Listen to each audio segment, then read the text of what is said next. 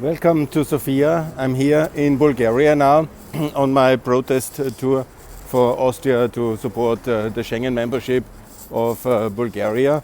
And I'm also very happy actually to be in Bulgaria because there's many reasons why I like this country.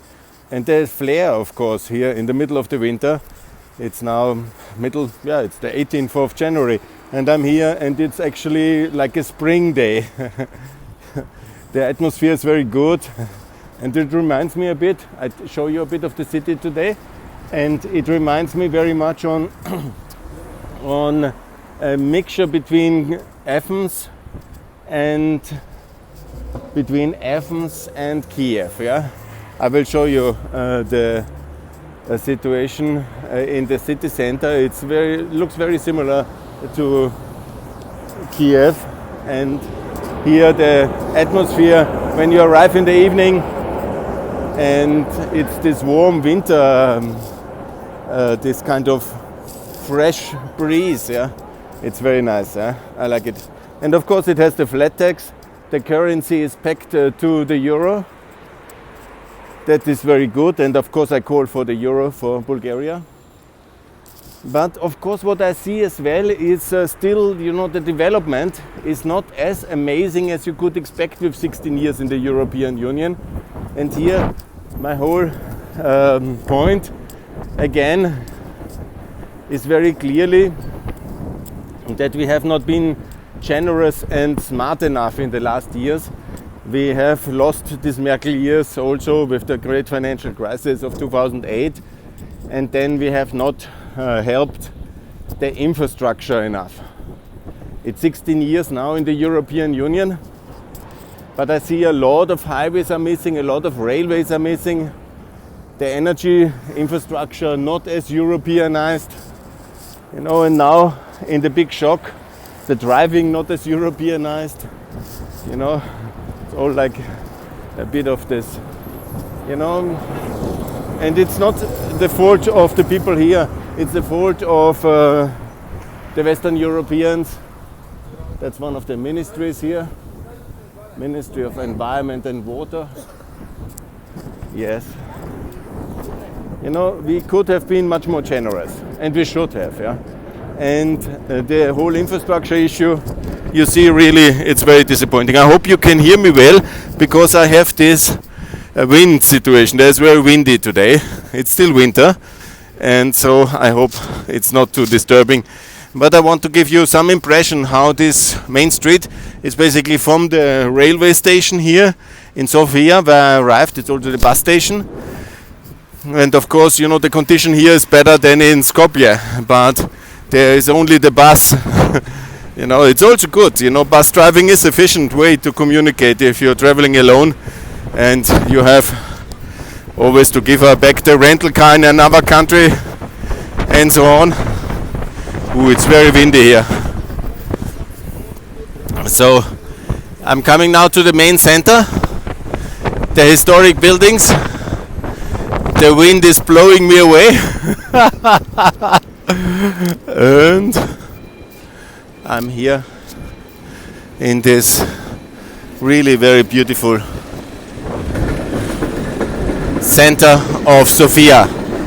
I will show you the main sites now. And I hope you like it very much, as I do already. And of course the main message will be always, the adoption of the Euro, Schengen membership, the support of Ukraine, which this country does now. And it's first time they really have changed completely towards the West, because Bulgaria in its history had always strong links with Russia. Let's not forget. This was, of course, liberated by Russia in the Great Eastern Crisis. People here have not forgotten.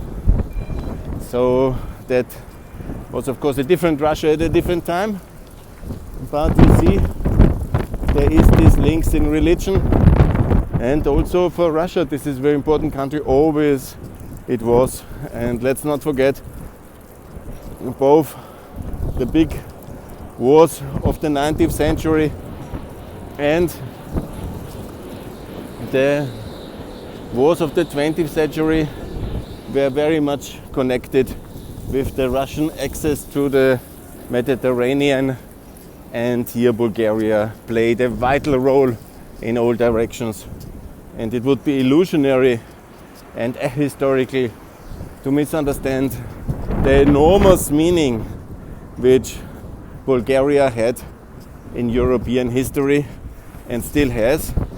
It is only a completely uneducated person as Mr. Nehammer, who knows so little about history and who could have this scheme developed to offend Bulgaria in our big national crisis of 2022, and to hammer and insult Bulgaria is probably the most silly thing we could have ever done in this moment of war in Europe.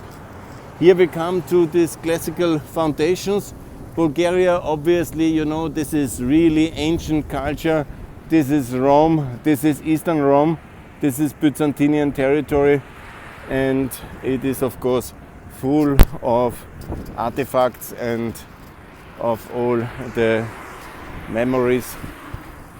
And you see here the mountains, Balkan mountains, in all directions surrounded by mountains. It's not exactly like Tyrol, you see here.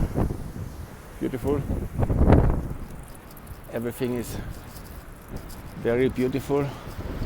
Of course, what you see as well, Bulgaria really needs a major interconnectivity initiative between Romania, Bulgaria and the European Union. Of course, Bulgaria needs Macedonia and the European Union and all this infrastructure. Yes, and Bulgaria needs to be in Schengen and in the Euro. And I think the logic is very clear. What the Bulgarians don't need is a big war. They need a big highway. Mr. Nehammer is so wrong. And it's so windy here. My podcasting today will be a little bit, somehow I need to find, this is some of the points here. This is the main church. This is the government buildings. I will have to improvise a bit, given the enormous wind we have, but we will find our way. Yes, I think you get a clear idea already of the city. If I say Kiev, you see it, this is probably from the same Stalinistic times. Here, Bulgaria, Bulgaria. I'm so happy to be here. Oh no. Just need to find a place without wind. That will be not so easy. Okay guys, this is Bulgaria. Get it in Schengen. Nehammer. More to come from Pax Europiana. Bye.